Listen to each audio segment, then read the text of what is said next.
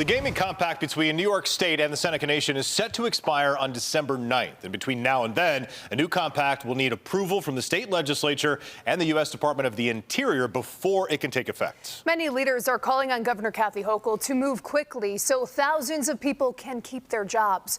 One of them, Congressman Nick Langworthy. He joins us now to talk more about this. Congressman, thank you so much for coming in. Thank you for having me back in. So with this deadline looming, it has been almost 2 weeks now since you wrote the governor. What was in this letter, and have you heard a response since then? Well, this is a long ongoing negotiation to renew this compact, but it's critically important to the Western New York economy. I mean, I represent the entire Seneca territory, but obviously they have, casinos in Buffalo and Niagara Falls. I mean, there's 1,000 paychecks every week that hit the streets because of the Seneca Nation, just in my congressional district alone. That's not accounting for Niagara Falls or the city of Buffalo. So you can't understate how important this is. December 9th is a hard deadline. I mean, that compact expires, and these gaming licenses would be invalid at that point. So the casino really legally cannot operate without a license. Have they been presented with this situation in the past? Because I asked that with also the preface of the relationship between the Senecas and the state has not always been really great. So let me ask you, what happens if that deadline comes and goes on December 9th? The casinos and their operations become in jeopardy at that point. And a lot of people would stand to be laid off right here in December, right at Christmas time. This is really a worst case scenario. We're trying to, not put undue pressure or accuse anyone of anything, but just asking the governor for a status report, because I've got very anxious constituents that are extremely worried about the future of the gaming compact. I mean, the compact has been under fire for years because the state has expanded gaming in territories that all, go up against the service areas of these casinos. You've seen expansion in the Rochester orbit, the Finger Lakes, different racinos and that opening up. And, the Senecas need a fair deal. Now, anything they come to has to then go to the Department of Interior, which, handles all tribal and Native American, interactions with other levels of government to make sure that it's a fair deal and it's on par with other Native arrangements around the country. Because really, the marketplace of gaming has changed since the original compact was arranged, between then Governor Pataki and the Senecas.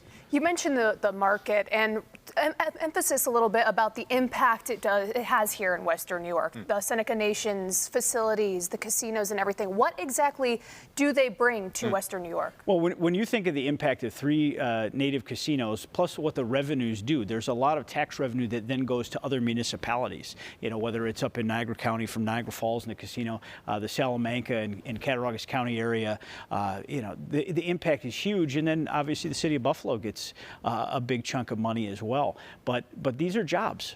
I mean, let's face it, if you had an employer coming to town to announce 1,000 new jobs, it would be the lead story on the news tonight. The fact that we have 1,000 jobs that could be in jeopardy, that should be the lead story on the news as well. What is the expectation for how these next couple of weeks will go? We are not hearing anything from either side. We've not heard yet from the Senecas. We've not also heard from the state. The last time there was a bit of a dust up about a particular facility in the Rochester area. Since then, both sides have kind of gone dark. This agreement was almost met within the past several months, and it fell apart. Are you hearing anything? Any progress being made on either side? I haven't heard anything, and that's why I sent a letter to Governor Hochul, urging, to come clean with what actions are taking place. Seneca leaders are concerned. A lot of local leaders in the communities that I represent, the Southern Tier, are very concerned. And we need to ensure that, this arrangement's in place. It's for the best of everyone in Western New York that this continues on. I mean, I don't think gaming is the ideal scenario, and economic development should not be solely based on gaming, but it's an important one that we've had here for years and years, and it's provided an awful lot of revenue that municipalities depend on and paychecks that a lot of our residents depend on. You mentioned December 9th is a hard deadline. Do you think we could see an extension maybe?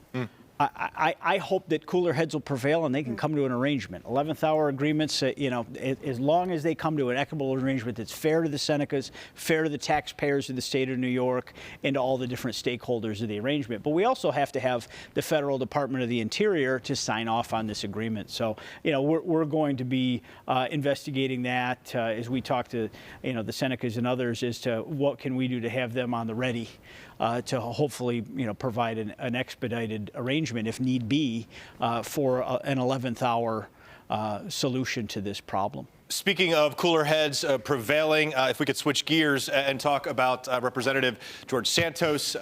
You are part of the New York delegation, which was among the first group on either side of the aisle to call for Santos to at least be investigated and eventually to be stripped of his powers. Right now, the Ethics Committee has released a damning report. That happened earlier this week. It was very plain about the violations that they allege. All of this information, of course, meanwhile, is being turned over to the DOJ. What do we think is going to happen? And really, does this matter? Is this not yet another distraction, not only for Republicans, but for everyone, for all of Capitol Hill? It's been a huge distraction since we were sworn in, because these stories broke before we were sworn in. George Santos has been outed as a fraud. Yeah. He's a liar. He's a perpetual liar. The term is fabulous, someone that just makes up their whole life. Everything's based on a lie.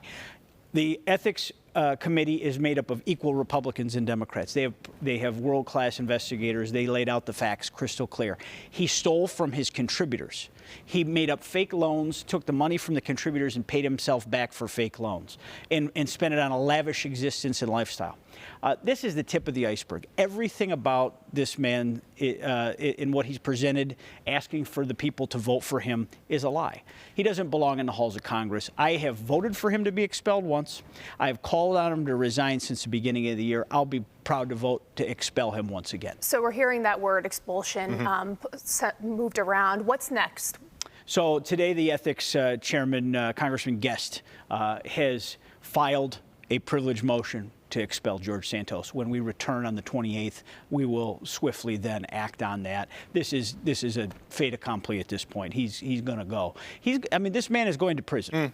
It's a matter if he takes a plea arrangement before we get back to Congress and has, trades his resignation for a lesser sentence, or he faces a jury and gets the book thrown at him. But he's committed serious federal crimes, and the ethics report is just damning. There's no way he gets through a jury of his peers based on the facts that I think everyone's read. I have not read one person to say, oh, this guy's innocent.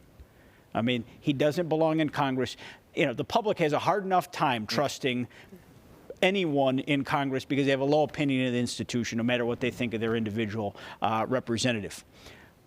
Stories like this make people distrust everyone in public service, and we need to cut that right out. Congressman Nick Langworthy, that is all the time we have today. We thank you so much for being here. We appreciate it. Thank you very much for having me. Two stories we're definitely going to be keeping an eye on for sure in the coming weeks. Thank you.